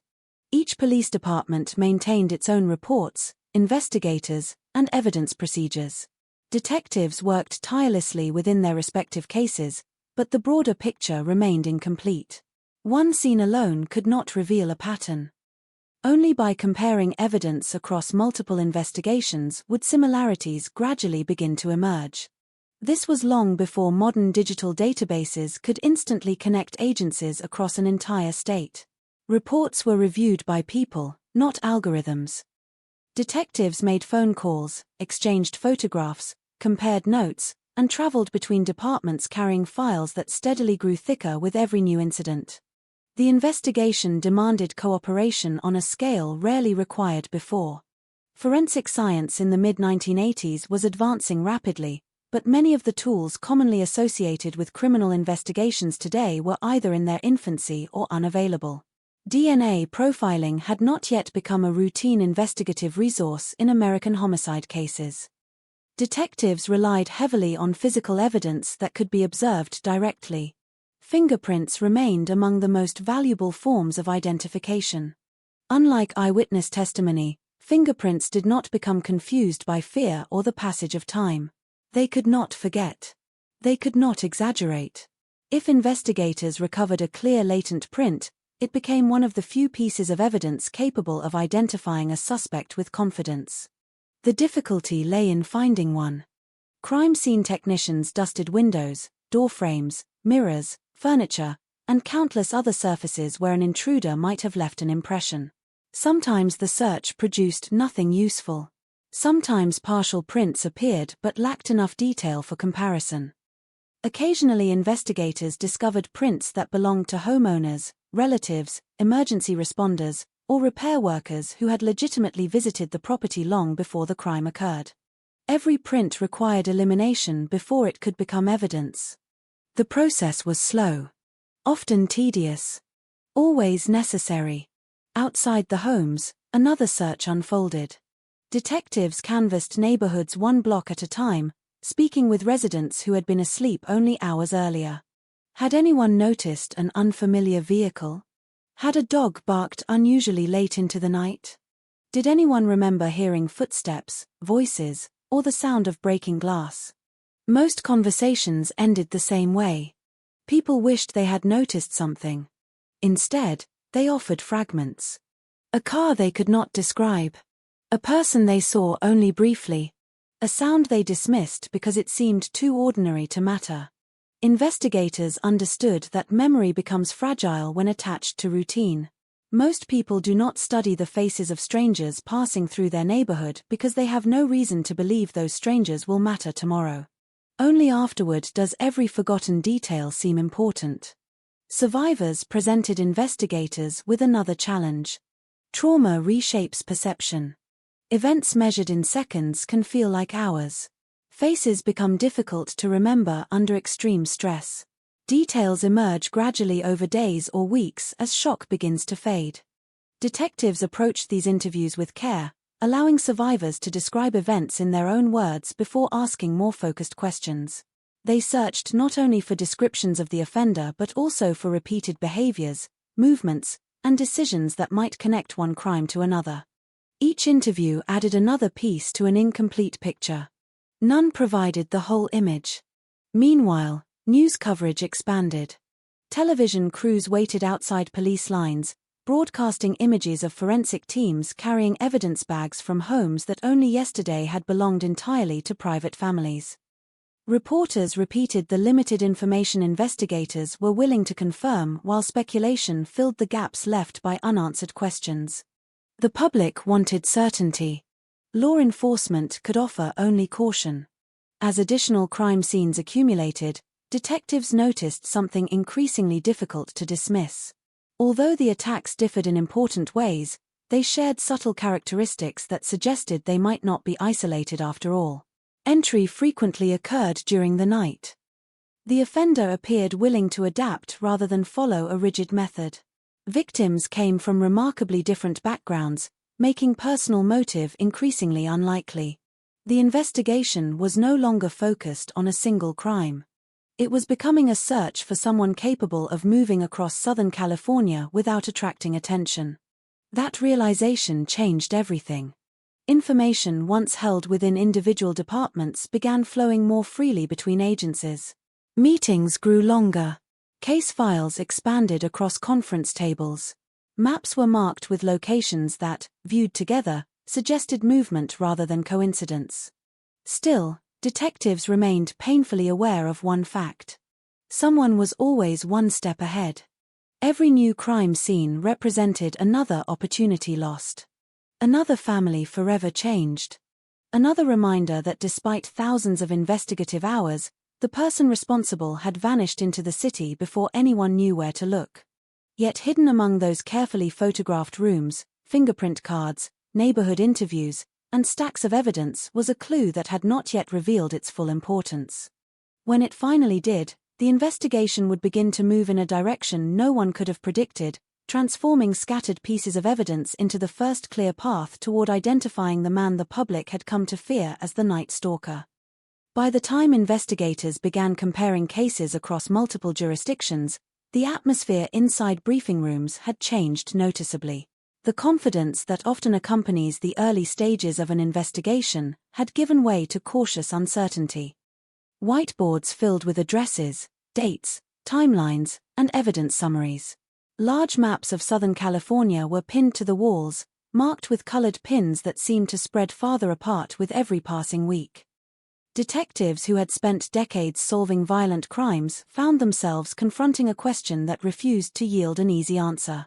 Were they hunting one offender, or several? At first, there were reasonable arguments for both possibilities.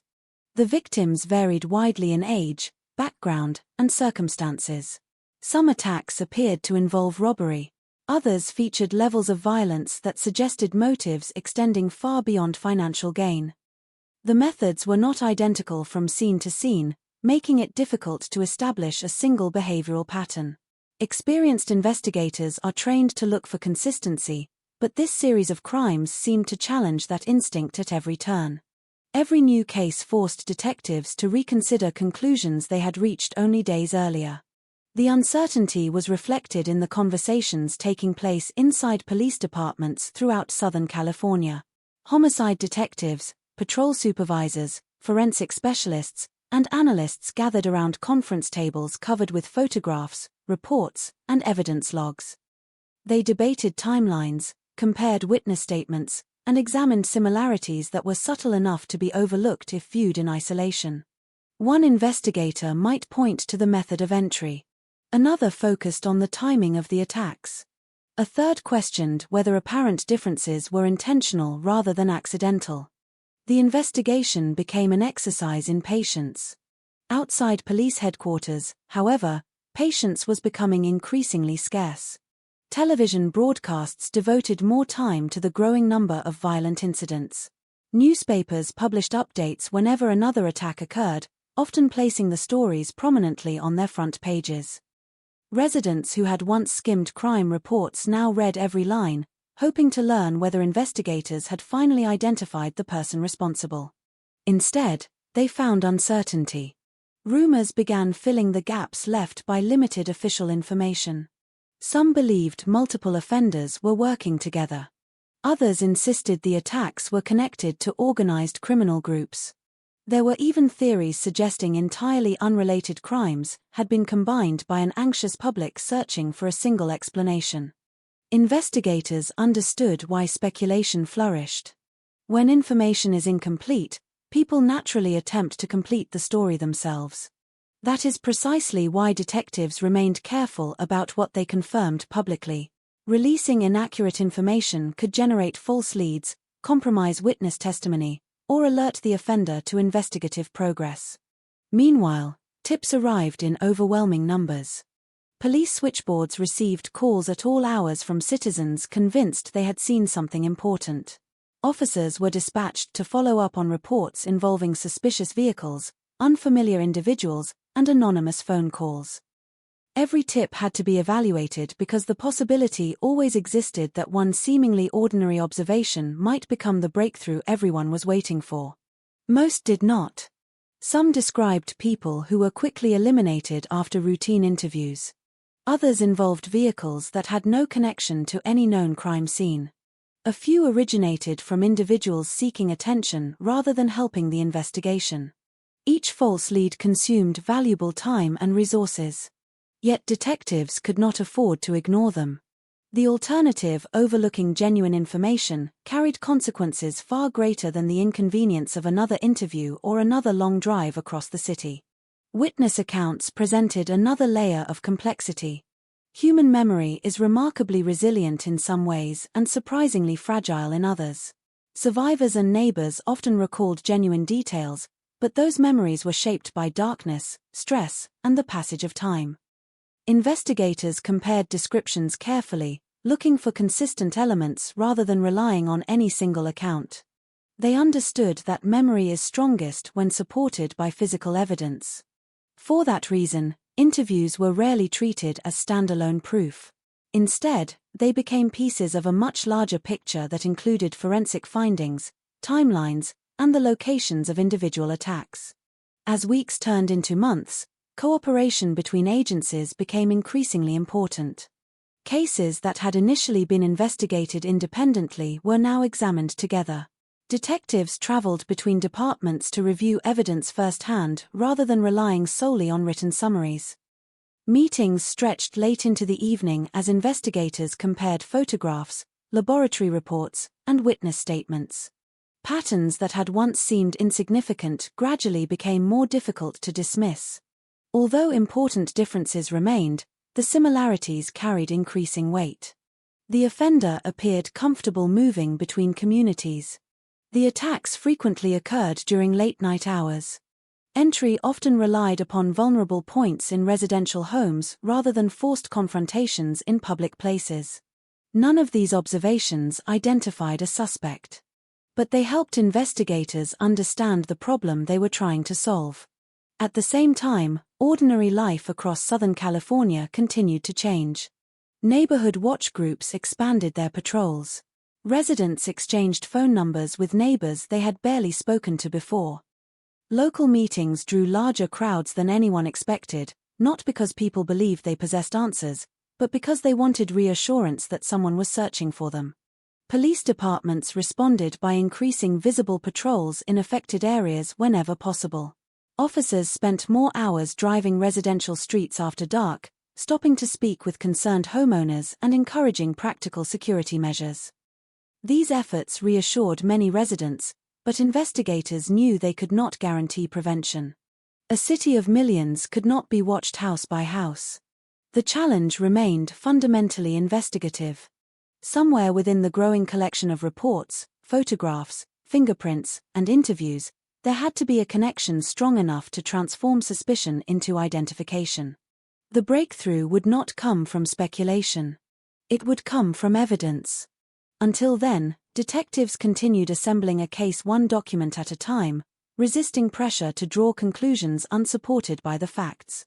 They recognized that solving a series of violent crimes required more than determination. It required discipline, cooperation, and the willingness to question assumptions whenever new information emerged. The public saw uncertainty. Inside the investigation, however, uncertainty was not failure.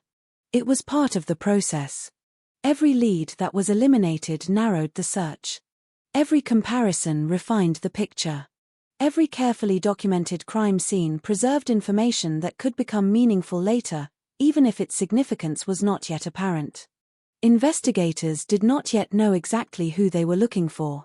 But they were beginning to understand how he moved, how he exploited opportunity, and how fragments collected from different places might eventually point toward a single individual. The case remained unresolved. The suspect remained unidentified. Yet for the first time, the investigation was no longer moving in separate directions. Slowly, deliberately, it was beginning to converge. Months of uncertainty had produced thousands of pages of reports, hundreds of interviews, and an investigation that stretched across multiple law enforcement agencies. Detectives had spent countless nights comparing timelines, reviewing photographs, and revisiting crime scenes in search of a detail that had been overlooked. Every new attack added urgency, but it also added another layer of complexity. Then, little by little, the investigation began to change. The breakthrough did not arrive as a dramatic confession or a witness suddenly remembering every missing detail. It emerged through careful forensic work, patient analysis, and the willingness of investigators to treat even the smallest piece of evidence as significant. Among the most valuable clues recovered during the investigation were latent fingerprints left at one of the crime scenes. Unlike eyewitness accounts, fingerprints do not change with time or emotion. They remain exactly as they were left, waiting for someone to recognize their importance. Forensic examiners carefully processed the prints, comparing ridge patterns and distinctive characteristics against available records. It was meticulous work that demanded precision rather than speed. Eventually, investigators reached a conclusion that altered the direction of the entire case. The fingerprints belonged to a man named Richard Ramirez. For the first time since the attacks had begun, detectives were no longer searching for an unknown figure defined only by scattered descriptions and unanswered questions. They had a name. A name, however, was only the beginning. Knowing the identity of a suspect did not mean officers knew where he was. Ramirez had no reason to remain in one place, and Southern California was home to millions of people spread across hundreds of communities. Finding one individual among that population remained an enormous challenge. Detectives immediately shifted their focus. Every available record connected to Ramirez was reviewed. Investigators reconstructed his known movements, examined prior contacts with law enforcement, and searched for locations where he might seek shelter. Teams coordinated across jurisdictions, sharing information that previously had been confined to separate case files. The investigation was no longer fragmented. It had become a manhunt. Another important development soon followed. Investigators located a vehicle believed to have been used by the suspect during the period of the attacks. Although the vehicle itself did not provide every answer detectives hoped for, its discovery supplied additional evidence and reinforced the growing case against Ramirez. Piece by piece, uncertainty was giving way to confirmation. The pressure on law enforcement increased dramatically. Officials recognized that identifying the suspect created both an opportunity and a risk. If Ramirez became aware that investigators knew his identity, he could disappear before officers reached him. Time suddenly became more valuable than ever. Even as detectives worked around the clock, another force entered the investigation. The media. For months, newspapers and television stations had reported on the attacks, describing an unidentified offender whom the public had come to know as the Night Stalker. Now, with investigators seeking to locate Ramirez as quickly as possible, his photograph was released to the public. Within hours, newspapers printed his image across their pages. Television broadcasts interrupted regular programming to display his face. Millions of Californians who had spent months fearing an unseen stranger were suddenly looking directly at him. For the first time, the Night Stalker was no longer invisible. Investigators hoped someone, somewhere, would recognize him before he realized how widely his image had been distributed. That hope proved well-founded. On the morning of August 31, 1985, events unfolded with remarkable speed in East Los Angeles. Residents had seen the published photograph. Unlike detectives who had searched through evidence for months, these citizens needed only a single glance. The face in the newspaper matched a man moving through their neighborhood. Recognition spread quickly. Word traveled from person to person. People pointed. Others looked again to be certain. The realization was immediate. The suspected Night Stalker was standing only a short distance away. What happened next became one of the most extraordinary moments in the investigation. Instead of allowing the suspect to disappear into the city, members of the community acted together. As Ramirez attempted to flee, residents pursued him through neighborhood streets, refusing to let him escape before law enforcement could arrive. The pursuit was chaotic and unpredictable. Ramirez tried to outrun those following him, moving from one street to another in an effort to break away from the growing crowd. But each turn seemed to bring more people who had already seen his photograph in newspapers or on television only hours earlier. The very anonymity that had protected him for so long had vanished overnight. Where he once blended into the crowds of Southern California, he was now immediately recognizable. Witnesses later described a rapidly growing group of residents determined to prevent his escape. Their actions reflected months of accumulated fear shared across the region. Until that moment, the Night Stalker had always managed to disappear before police arrived. This time was different. Before long, Ramirez was restrained by members of the public. When police officers reached the scene, they found that the suspect they had spent months searching for had already been prevented from escaping. The arrest marked the end of one of California's largest and most challenging manhunts. Yet investigators understood that capturing Ramirez represented only one stage of the process. Now came the responsibility of proving, in court, that the evidence connected him to the crimes beyond a reasonable doubt. Detectives immediately began the careful work of organizing every piece of evidence accumulated throughout the investigation. Fingerprint comparisons, crime scene documentation, witness testimony, recovered physical evidence, photographs, laboratory reports. Each item had to be presented clearly, accurately, and in accordance with legal standards. The months ahead would require the same patience that had characterized the investigation itself. There would be no shortcuts. Only facts.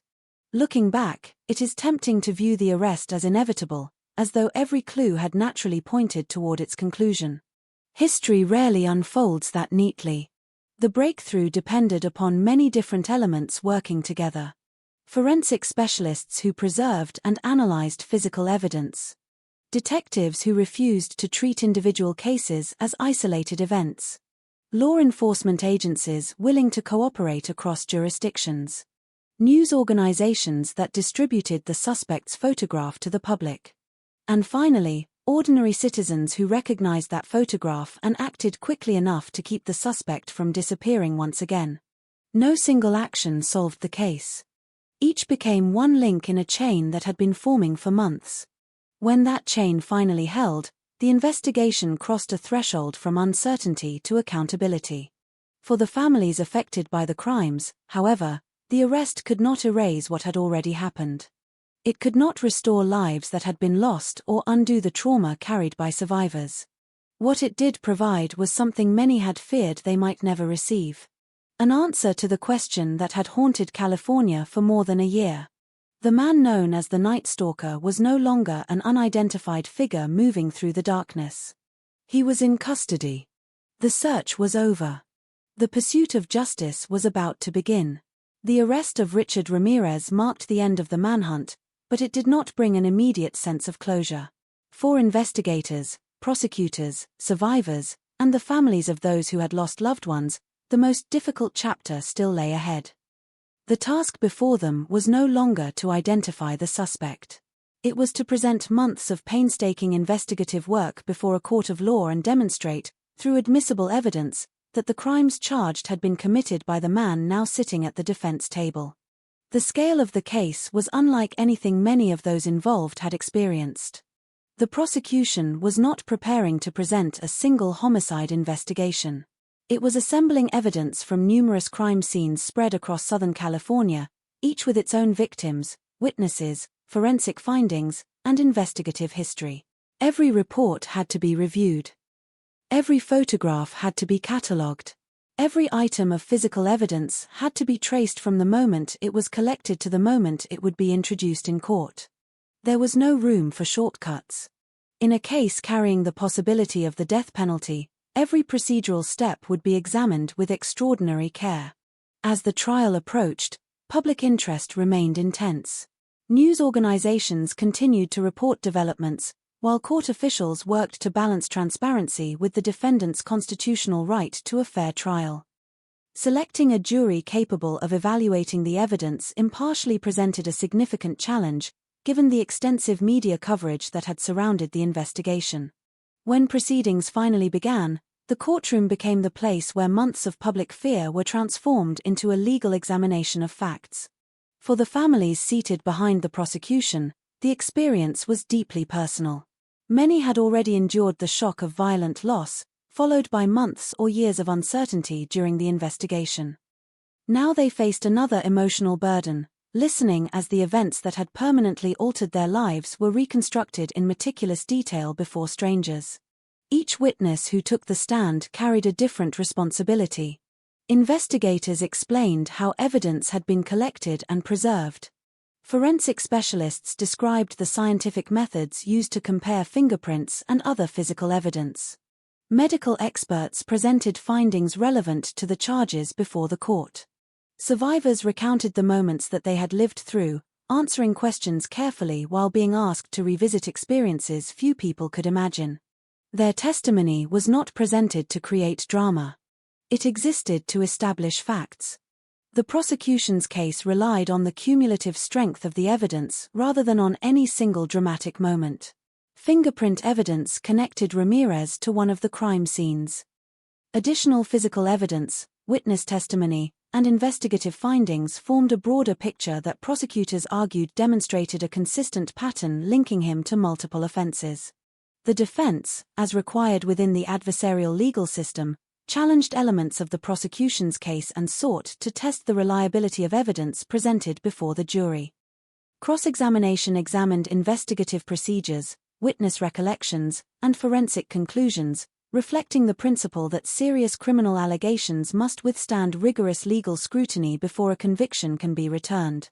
The trial extended over a considerable period, reflecting both the complexity of the evidence and the number of charges under consideration. Courtrooms often appear dramatic in films, where decisive moments unfold within minutes. Real trials rarely resemble fiction. Much of the process consists of careful procedure. Documents are authenticated. Objections are argued. Legal standards are applied consistently.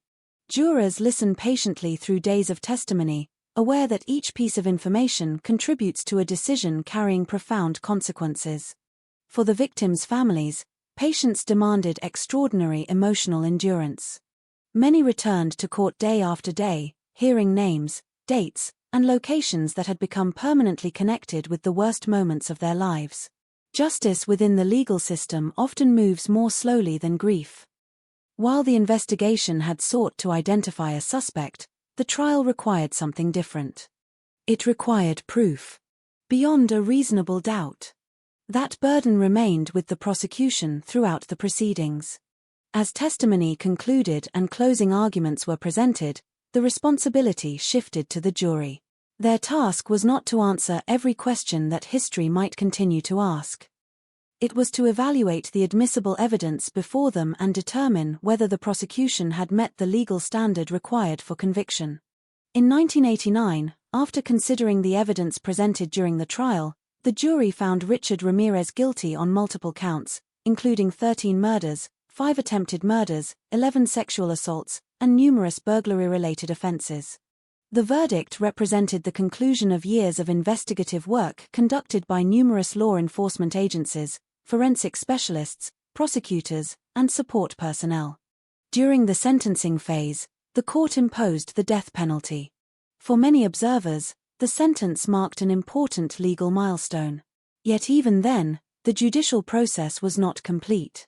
Under California law, death penalty cases are subject to extensive appellate review.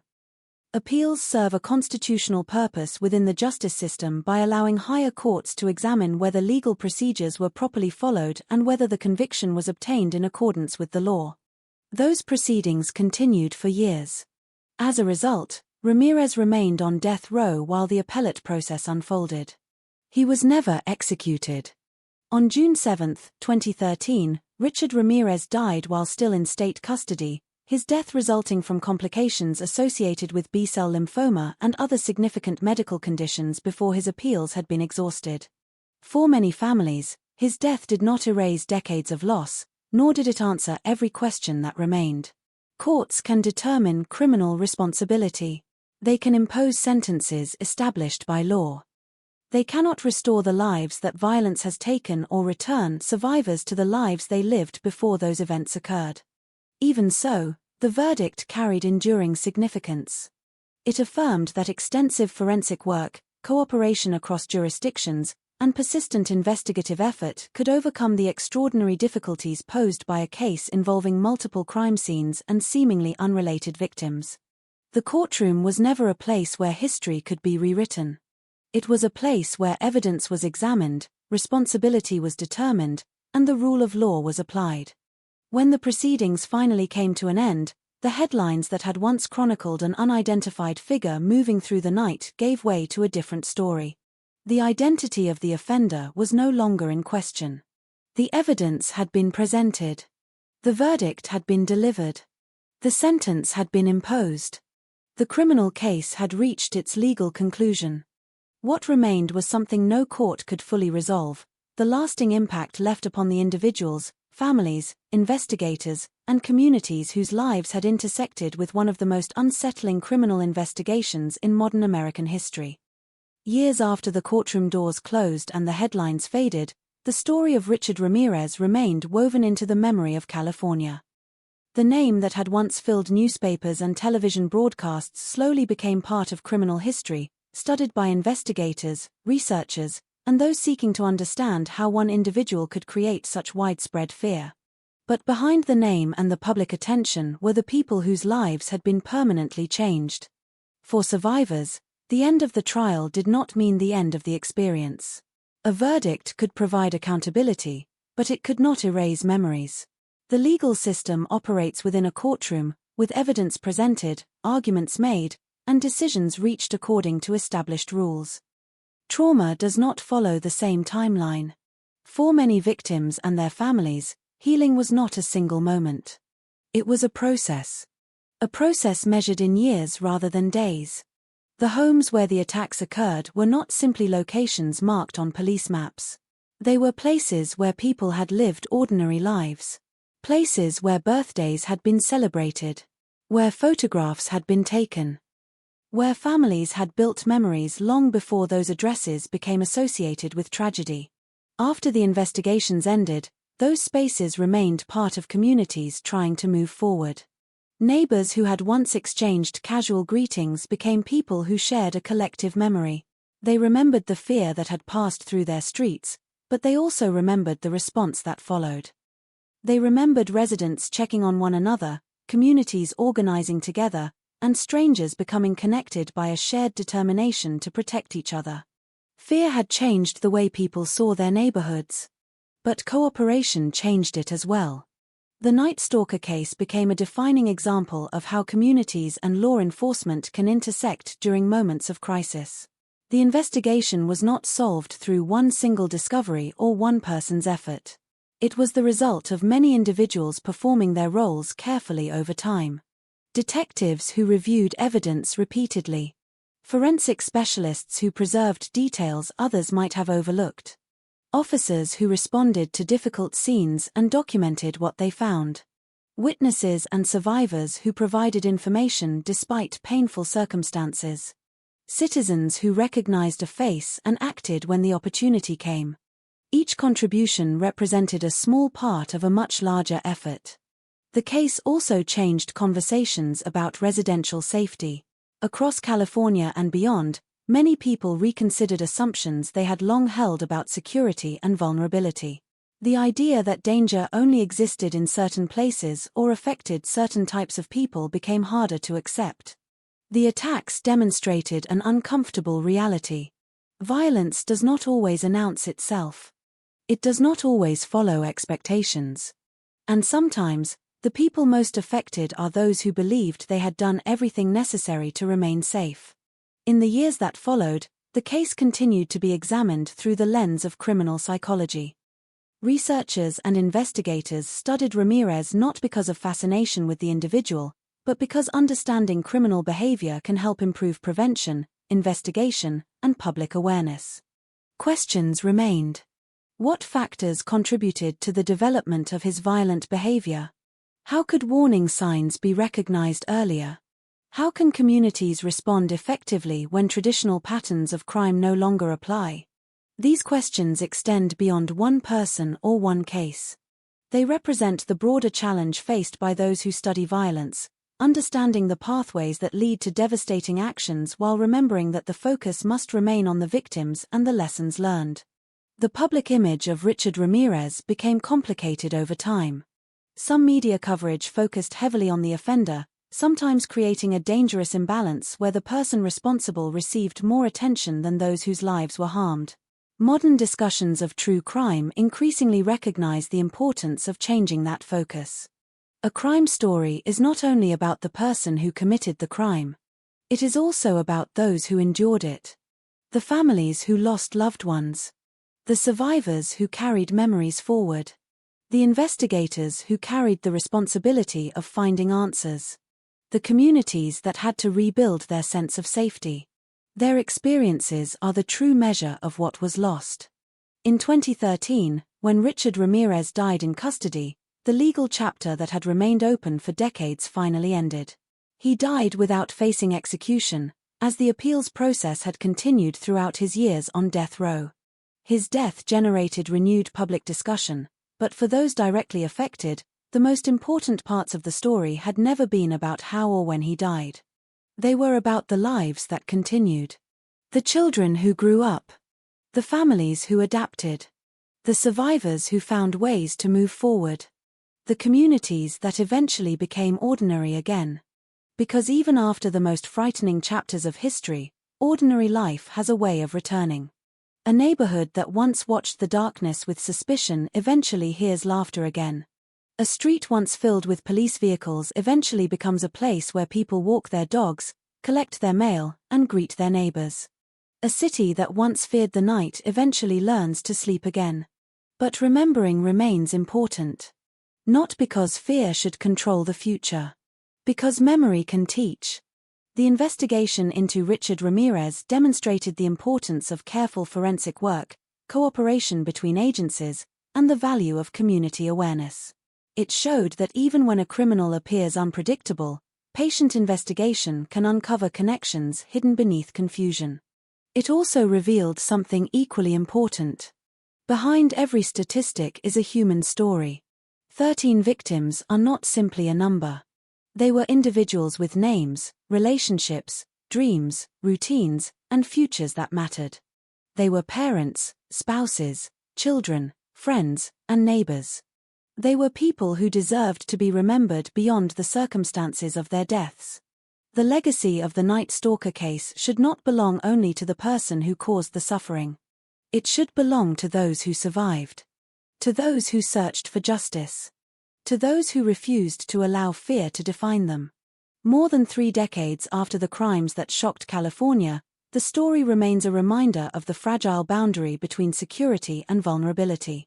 It reminds us that communities are not defined only by the moments when they are tested, but by how they respond afterward.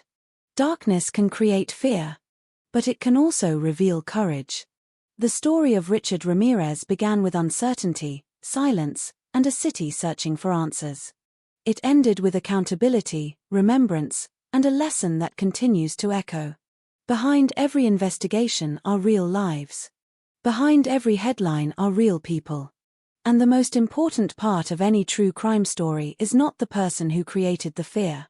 It is the people who found the strength to survive it. The legacy, what the Night Stalker case changed.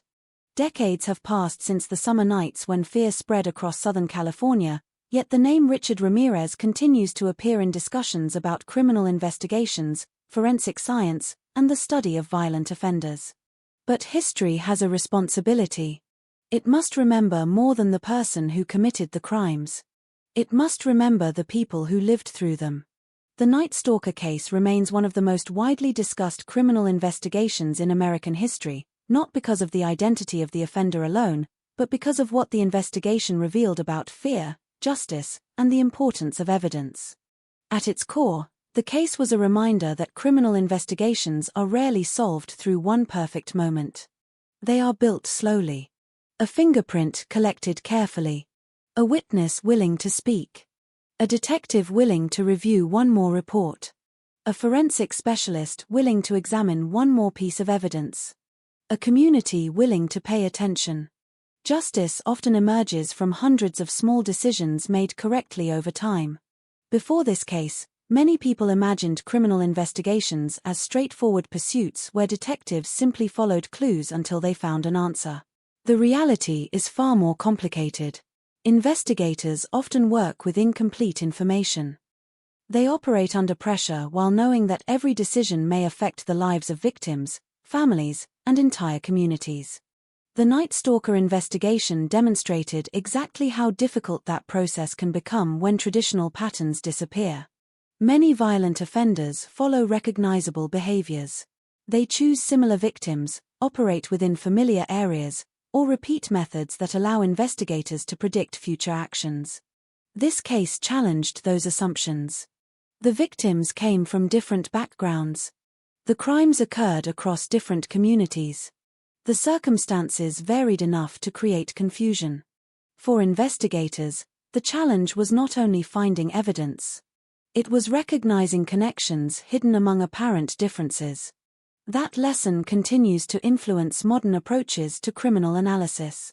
Today, law enforcement agencies rely on increasingly sophisticated databases, improved communication systems, and advanced forensic technology. Many of these developments were shaped by earlier investigations where detectives had to overcome limitations using cooperation and careful analysis. The case also highlighted the importance of information sharing between agencies. Crime does not always respect city boundaries. An offender can move through multiple jurisdictions, leaving behind pieces of evidence that only become meaningful when viewed together. Cooperation between departments allows investigators to see the larger picture rather than isolated fragments. This principle has become increasingly important in modern law enforcement. A single police department may possess one piece of information. Another department may possess another. Only by connecting those pieces can the full story emerge. However, the legacy of the case is not only about investigation techniques. It is also about how society understands crime. The intense media attention surrounding the Night Stalker created discussions that continue today about the relationship between journalism, public safety, and responsible reporting. During periods of fear, the public naturally seeks information. People want answers. They want to understand danger. They want reassurance. The media plays an important role in providing information, But cases involving notorious offenders also demonstrate the risks of focusing too heavily on the person responsible while overlooking the people affected. Crime stories can unintentionally transform offenders into recognizable figures, sometimes giving them a level of attention that overshadows their victims. A responsible telling of history requires balance. The victims are not simply names connected to a criminal case. They were individuals with complete lives before tragedy interrupted them. They had families. They had friendships. They had personal histories that existed long before their names appeared in newspapers. Remembering them means restoring humanity to a story that was often dominated by fear. The case also influenced public conversations about home security. For many people, the idea of safety changed. A locked door and a familiar neighborhood no longer felt like guarantees. Many residents began paying closer attention to basic security practices, neighborhood communication, and awareness of their surroundings. Yet the lasting lesson was not that people should live in constant fear. Fear alone cannot create safety. Awareness, preparation, and community connection are far more powerful. One of the most significant moments in the investigation came not from a government agency or advanced technology, but from ordinary citizens recognizing a face and refusing to ignore what they saw. That moment demonstrated the relationship between communities and law enforcement. Public cooperation does not replace professional investigation, but it can become an important part of it. The case also remains relevant in discussions of criminal psychology. Researchers continue studying violent offenders to better understand how certain individuals develop patterns of extreme behavior. The goal of such research is not fascination. It is prevention. Understanding does not mean excusing. Studying causes does not reduce responsibility. Instead, careful analysis helps society identify risks, improve intervention strategies, and develop better responses to future threats. Richard Ramirez died in 2013 while still imprisoned, ending the life of the man whose crimes had caused widespread suffering. But his death did not end the importance of the case. Because the significance of a criminal investigation is not measured by the lifespan of the offender. It is measured by what society learns afterward. The lessons remain. Evidence matters. Cooperation matters. Victims matter. The pursuit of justice requires patience, discipline, and respect for the truth. Looking back at the Night Stalker investigation, perhaps the most important conclusion is not about darkness. It is about response. A city faced uncertainty. Investigators faced an unpredictable offender. Families faced unimaginable loss. Yet people continued searching for answers. They continued documenting facts. They continued supporting one another. Eventually, the unknown became known. The fear that had spread through California gained a name, an identity, and a legal conclusion. But the final chapter does not belong to the offender. It belongs to those who remained. The survivors who rebuilt their lives. The families who carried memories forward. The investigators who never stopped searching. The communities that learned that even during moments of profound fear, cooperation and determination can create a path toward justice. True crime often begins with a question. What happened? But the deeper question is, what do we do afterward? The answer defines the legacy. Because every case leaves something behind. Sometimes it leaves fear. Sometimes it leaves unanswered questions. But the most meaningful legacy comes from understanding, remembrance, and the commitment to ensure that those who suffered are never reduced to a headline. The Night Stalker case remains a dark chapter in California's history. But within that darkness are lessons about resilience, responsibility, and the enduring human desire for justice. The night was frightening. The investigation was difficult. The wounds were deep. Yet eventually, morning came. There are cases that end when a judge delivers a sentence. And there are cases that continue living in the memories of those left behind.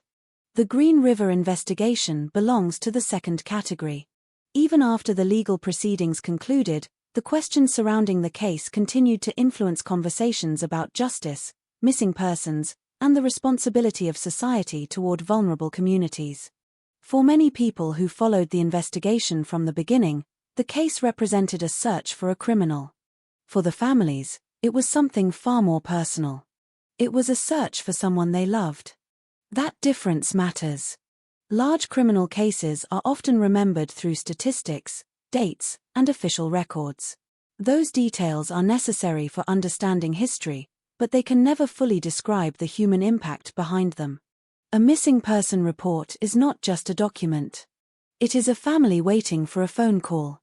A photograph kept on a bedside table. A voice remembered through old recordings. A favorite meal prepared even though the person who loved it will never sit at the table again. The passage of time does not erase those feelings. Instead, families learn to carry them. Some create memorials. Some share stories publicly. Others choose quiet remembrance, keeping memories within their own families. There is no single way to grieve.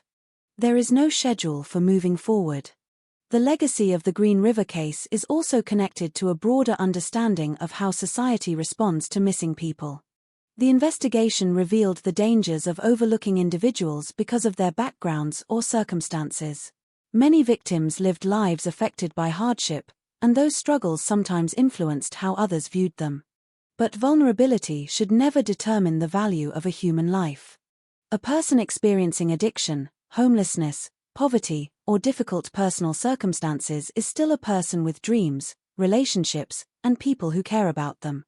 The tragedy of the case reinforced a lesson that continues to matter today. Every disappearance deserves attention. Every family deserves support. Every victim deserves to be treated with dignity. The investigation also changed the relationship between law enforcement and technology. When the case began, investigators were limited by the scientific tools available at the time. They collected evidence carefully, even when they could not yet understand its future importance. Years later, advances in forensic science transformed those preserved materials into answers. This became an important example of how patience can become a form of justice. Not every investigation is solved quickly. Some require years of effort, cooperation, and technological progress. The work of detectives who handled the case in its earliest years was connected directly to the discoveries made decades later. Their careful documentation allowed future investigators and scientists to continue where previous generations had stopped. Justice is often built across time. One investigator collects evidence. Another reviews old files years later. A scientist develops a new method. A family continues asking questions. Each effort becomes part of a larger journey toward the truth. The Green River case also changed conversations about cold cases throughout the United States. It demonstrated that an unsolved case is not necessarily a forgotten case. Families of victims often continue searching long after public attention fades. They remind society that time passing does not mean a life has become less important. Behind every cold case is someone who still remembers. Someone who still hopes. Someone who still wants answers. That understanding has encouraged many communities to support missing person investigations and victim advocacy programs. It has also influenced how authorities communicate with families during long investigations. The importance of compassion became increasingly clear. Families are not simply sources of information. They are people experiencing one of the most painful uncertainties imaginable. They deserve honesty. They deserve respect. They deserve to be treated as partners in the search for answers.